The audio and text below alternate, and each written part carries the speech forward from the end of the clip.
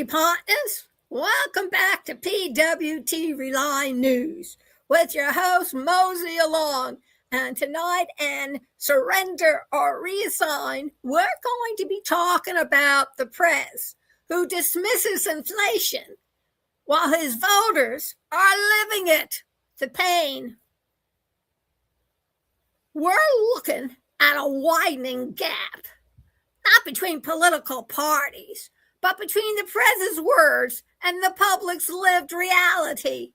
Because while the PREZ continues to downplay inflation, Americans, including many who voted for him, are feeling the squeeze every time they walk into a store, go to the gas station, or pay their utility bills, not to mention insurance, car repairs, and the like.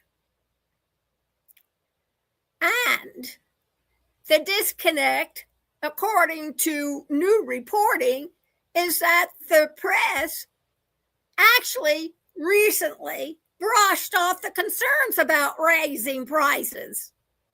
But the data tells a different story, a list of everyday products shows significant cost increases, and those aren't luxury items. You have to excuse me. I have these little fruit flies flying around, and they sort of drive my antlers crazy.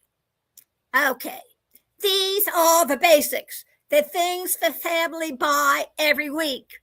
And here's the key point. The people feeling most are the same people who helped put him into office, like the farmers and the ranchers and a few diehards. What's getting more expensive? Well, we highlight 7 categories with the steepest increases. Groceries, staples like bread, eggs, and produce have climbed sharply. Household goods, cleaning supplies, paper products, and personal care items. Energy-related products, gasoline, and home heating costs remain volatile, which means they're constantly in a state of flux of changing. Restaurant prices, eating out is becoming a luxury for many families. We're talking about McDonald's and Burger King's, Wendy's. These aren't abstract numbers, folks. These are receipts, real receipts, stacking up on kitchen tables across our country. And for the many voters, inflation isn't a choice. It isn't a chart. You got to choose between groceries or gas, prescriptions or utilities, repairs or postponements. And when your leaders dismiss those struggles, we notice. The political risks, this isn't about predicting outcomes. It's about understanding sentiment. When voters feel unheard, they don't stay quiet. They talk to neighbors. They talk online. They talk at work. And eventually they talk at the ballot box. The press may be dismissing inflation, but inflation ain't dismissing the voters.